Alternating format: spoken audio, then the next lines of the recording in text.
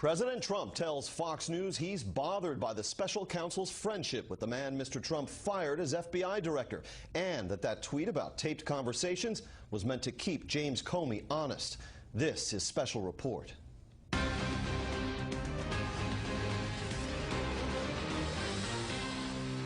Good evening and welcome to Washington. I'm James Rosen, sitting in for Bret Baier. In an exclusive interview with Fox News, President Trump expressed doubt about whether special counsel Robert Mueller, responsible for investigating Mr. Trump's alleged ties to Russia and related matters, can possibly be impartial. The president told our Ainsley Earhart he's worried about the relationship between Mueller and the man the president fired as FBI Director, James Comey.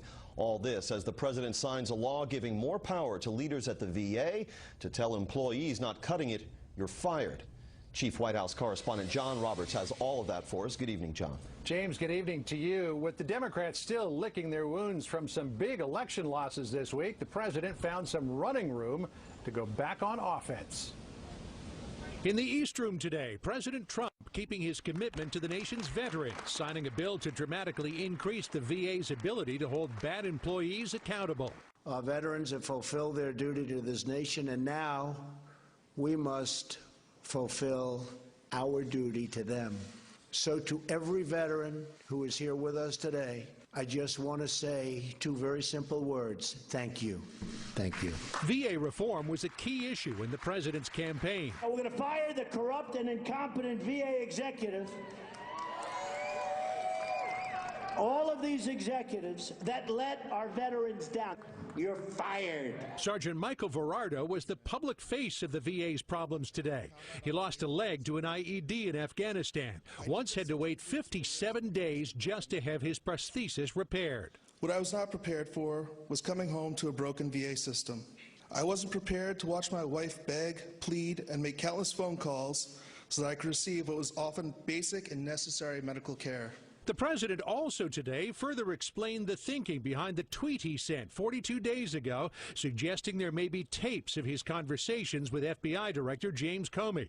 President Trump insisting the tweet may have encouraged Comey to faithfully recount the details of their conversations. Because then he has to tell what actually took place at the events.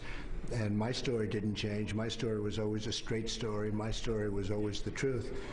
But you'll have to determine for yourself whether or not his story changed. But I did not tape. It's unclear how much the tweet may have influenced Comey. While he did acknowledge he told the president 3 times he wasn't under investigation, the White House still disputed Comey's assertion the president asked for both a loyalty pledge and to drop the investigation into Michael Flynn. The president today revealed he has concerns about special counsel Robert Mueller, calling Mueller's friendship with James Comey, quote, bothersome, pointing out Mueller has hired investigators with ties to Democrats, though he stopped short of saying Mueller should recuse himself. I can say that the people that have been hired are all Hillary Clinton supporters. Some of them worked for Hillary Clinton. I mean, the whole thing is ridiculous if you want to know the truth from that standpoint. But Robert Mueller's an honorable man, and hopefully he'll come up with an honorable solution. And there were more questions about possible political interference in the Hillary Clinton email scandal. The leaders of the Senate Judiciary Committee today announced they want to know more about what role former Attorney General Loretta Lynch may have had in shutting down the FBI probe. Senators Grassley, Feinstein, Graham, and Whitehouse sent letters to Lynch and 3 other people wanting to know if Lynch had assured Clinton campaign staffer Amanda Renteria that the email investigation, quote, wouldn't go too far. That probe was sparked, at least in part, by the reported existence of a hacked email from the former DNC chairwoman, Debbie Wasserman Schultz, indicating that Lynch had told the Clinton campaign that the email investigation wouldn't be a problem. While the authenticity of that email is dubious, the very fact that the bipartisan leadership of the committee wants to look into it adds a whole new wrinkle to this story. James? John Roberts on the North Lawn tonight. John, thank you. The president is pushing Senate Republicans to pass health care reform and says he'll do what he can to bring around a group of holdouts in his own party, the GOP. But as correspondent Peter Ducey reports from Capitol Hill tonight, that group just got larger. A Republican senator up for re-election next year just threw a wrench into his party's plan to repeal and replace Obamacare. This bill that's currently in front of the United States Senate not the answer. It's simply not the answer. Nevada's Dean Heller says Medicaid spending cuts are the reason he's a no, and he does not appear ready to negotiate. It's going to be very difficult to get me to do a yes. To pass a health care bill in the Senate, there can only be 2 Republican no votes. Heller makes 5, but President Trump seems confident in his ability to flip 4 other Republican senators who are currently opposed: Cruz, Lee, Johnson, and Paul. There are also 4 good guys, and they're 4 friends of mine, and I think that they'll probably get there. We'll have to see. The White House isn't just hoping for the best. They've got all hands on deck behind closed doors. The President, Secretary Tom Price, Seema Verma, the Center for Medicaid and Medicaid Services, and our Legislative Affairs team has been providing technical assistance and working with members and Senate leadership to talk about additional changes that might be necessary. Still, Senate Majority Whip John Cornyn, in charge of rounding up Republicans to vote for this, knows it's a tough sell. This is not a perfect bill, and I understand Senator Paul's concerns, and I share many of them,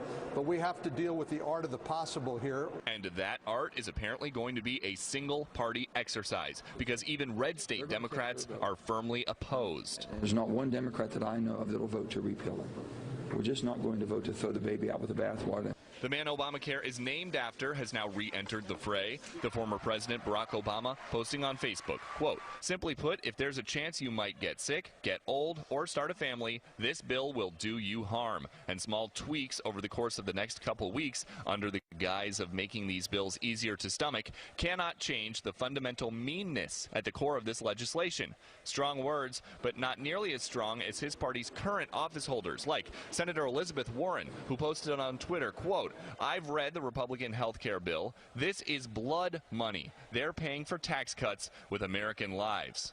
And today, another Democrat who is also a doctor said the Republican-written health care draft will kill people. Trump care isn't just quote unquote mean, it's cruel and deadly. If this health care bill fails on the floor next week, that could be it, because Republican leaders are using a process known as reconciliation to move it through the Senate. That's the only way to do it with 51 votes instead of 60, but you can also only do that once a year. So if Republicans cannot pass it like that, Obamacare remains the law of the land. James. Peter Ducey at the Capitol tonight. In that interview with Fox News, Mr. Trump made clear that he wants Nancy Pelosi to stay right where she is, because he believes Republicans are benefiting from her continued leadership of the House Democrats. Correspondent Doug McKelway has more from that side of the aisle. The House Democratic Caucus's unease with Minority Leader Nancy Pelosi shows no signs of waning after she defended her leadership yesterday following 4 straight Democratic losses in special elections. I'm a master legislator. I am a strategic, politically astute leader. I am my leadership is recognized by many around the country. Indeed, some Democrats, all speaking anonymously, saw yesterday's remarks as smug and self-serving. One member telling Fox she did herself, quote, no favors.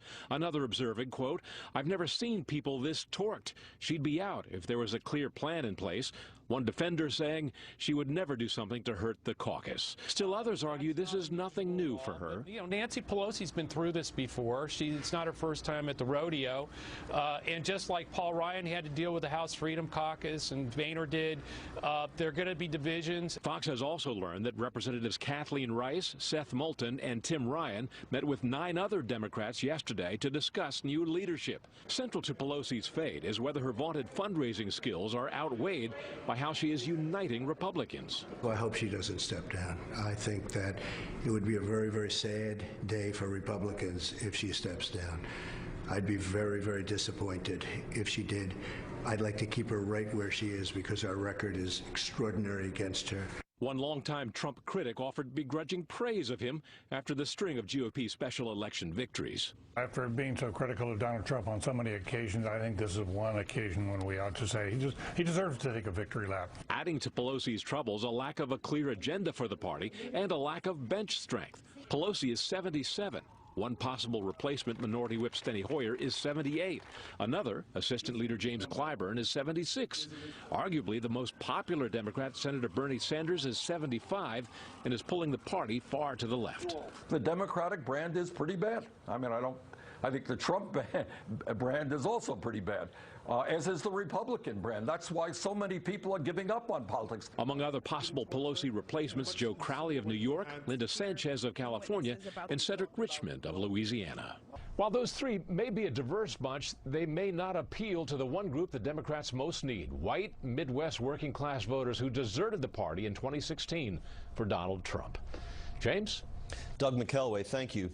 Johnny Depp is apologizing for suggesting President Trump should be assassinated. Here is what the Oscar-nominated actor told a crowd at a performing arts festival in England. When was the last time an actor assassinated a president?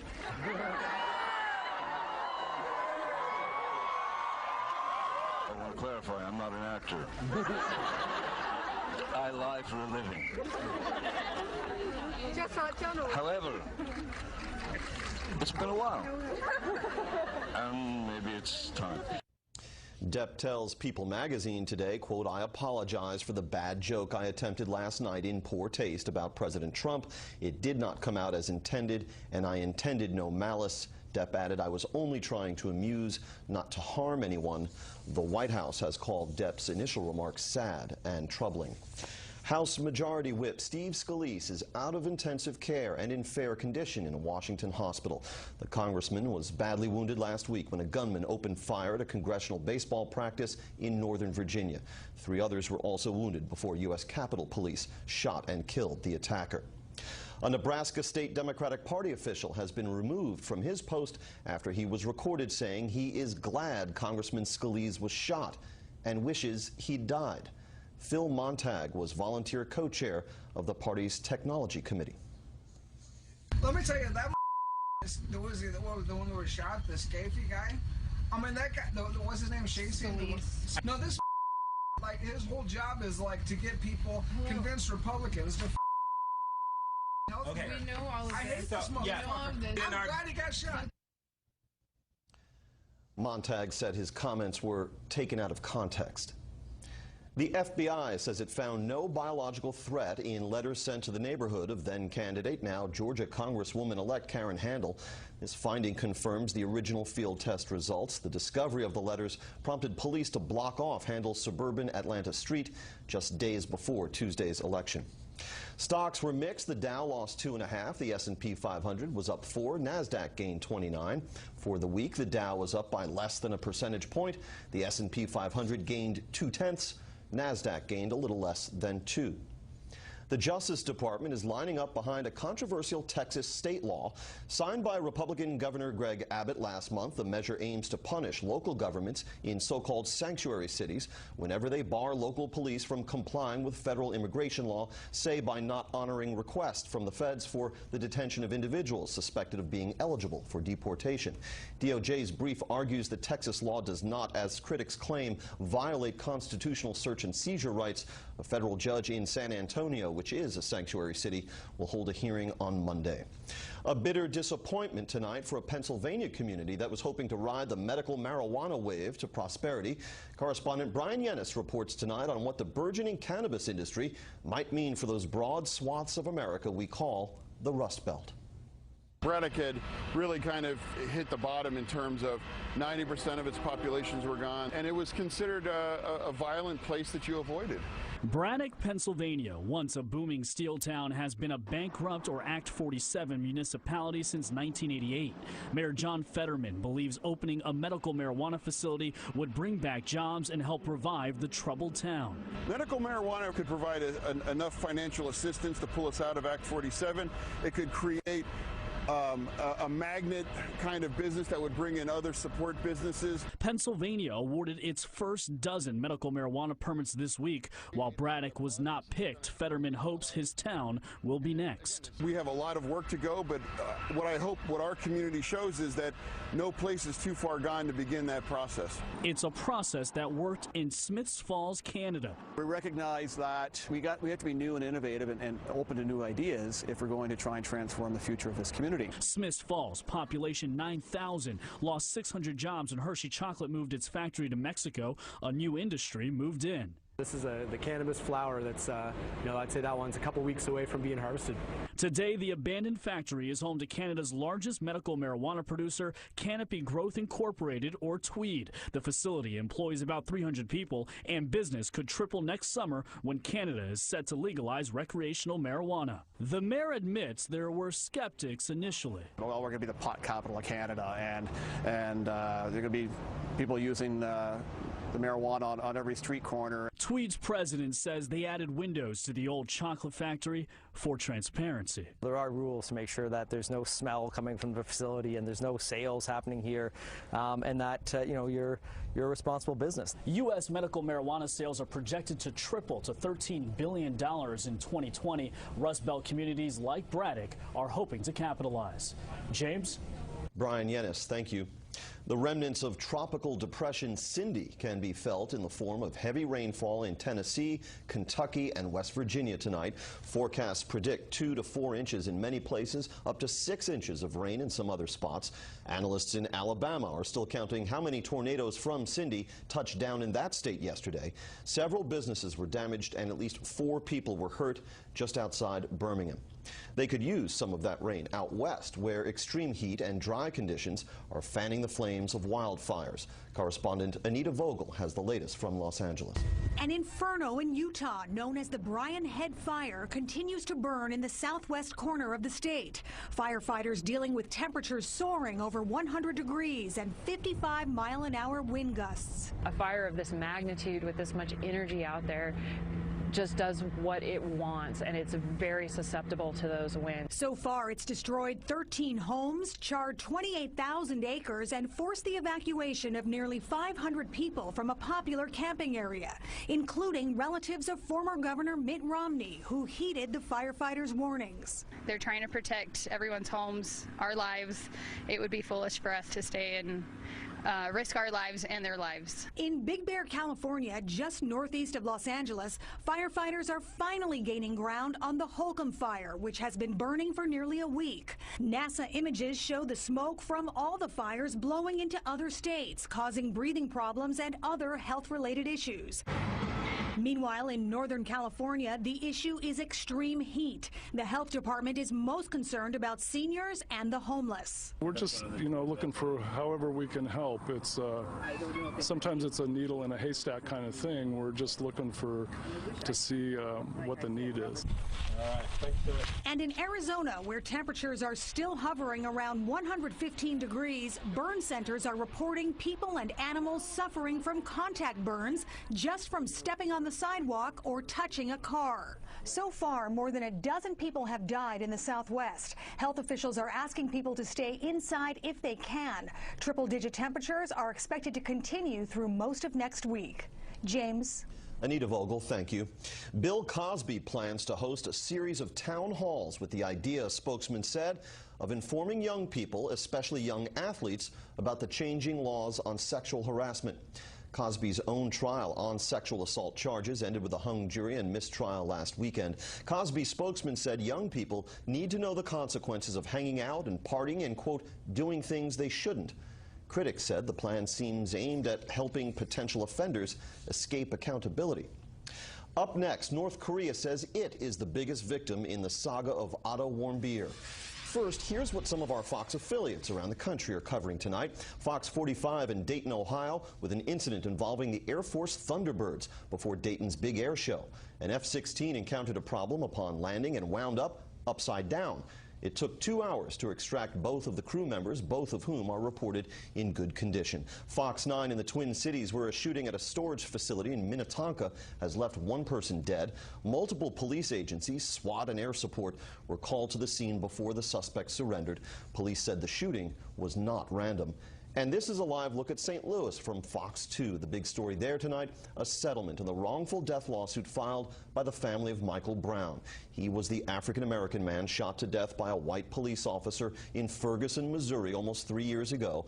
The police officer was cleared of any wrongdoing, but the incident was met with riots and protests. The city paid a $1.5 million settlement. That's tonight's live look outside the Beltway from Special Report. We'll be right back.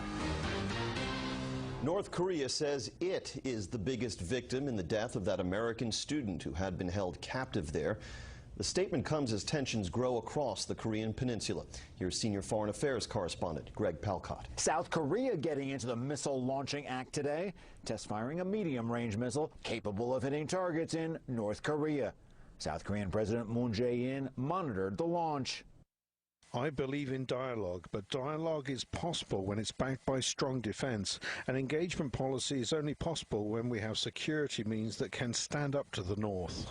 According to Fox News reporting, there is a buildup this week of resources at North Korea's nuclear test site, as well as a test firing of an engine that could be used in an ICBM capable of targeting the U.S. Even North Korea ally Beijing is becoming concerned. The UN Security Council resolutions have clear restrictions over North Korea ballistic missile technology. China opposes any actions that violate the resolutions of the UN. Capitol Hill is speaking out about the Kim Jong-un regime as well. If it gets to a red line where we believe there is a real threat of North Korea delivering a nuclear weapon, which they have nuclear weapons, to our allies or to us, we have to have a military posture capable of destroying that infrastructure. And Pyongyang broke its silence about the death of Otto Warmbier, buried yesterday in his hometown in Ohio.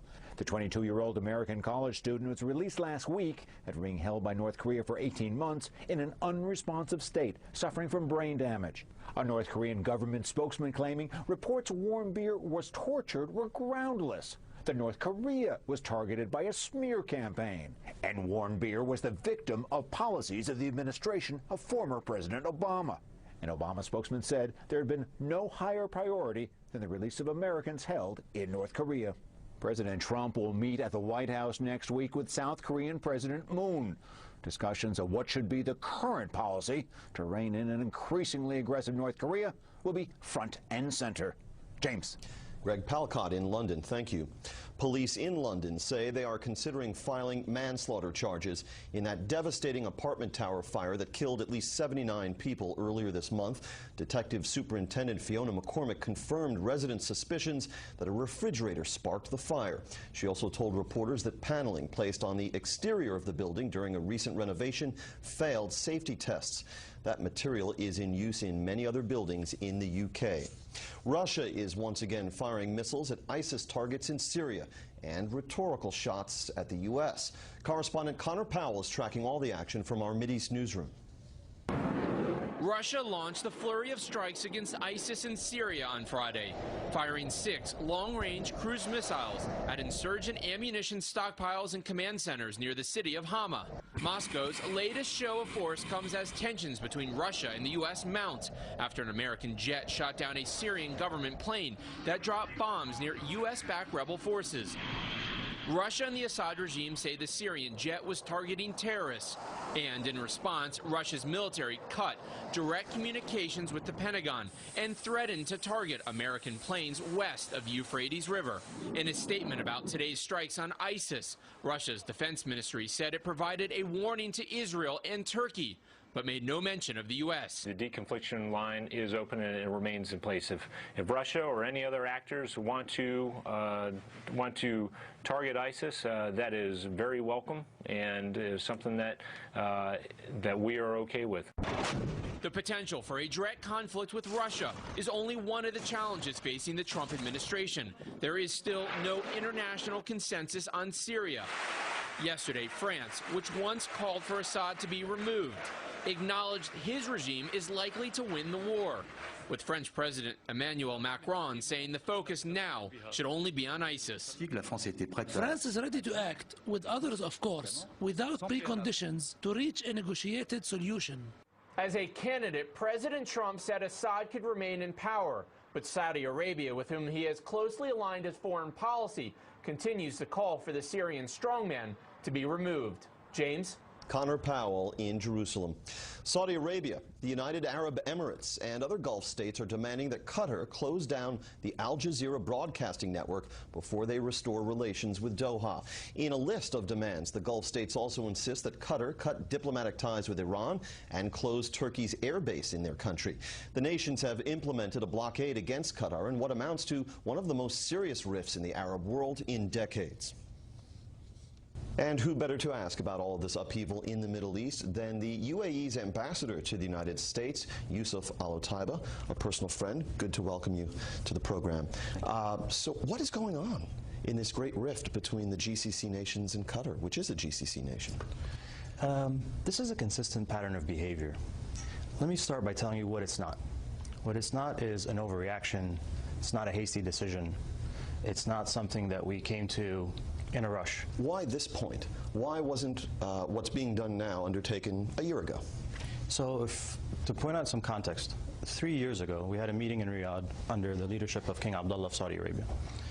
In that meeting we had a confrontation, essentially, and the leadership of Qatar, Emir Tamim, signed a document that pledged that he will stop and refrain from doing all the things that we've been complaining about. Has that document ever been released? That document has been released to the member countries. I don't think it's ever been released to the public. But the same things that we have said he has violated are the same things we are complaining about now, which are support for terrorists and extremists, meddling in our internal affairs, and using their media to attack us and to incite. Why not release the document that you described a few moments ago, in which, according to you, the Qatari leadership literally signed a document saying that it was going to renounce these activities, which amounts also, I would imagine, implicitly to an acknowledgement of participation in those activities? Because, James, culturally, these things are done in-house. These are things we do privately. We don't try to air the dirty laundry of our friends and neighbors. This document was signed. We had every reason to believe it was going to be followed up on.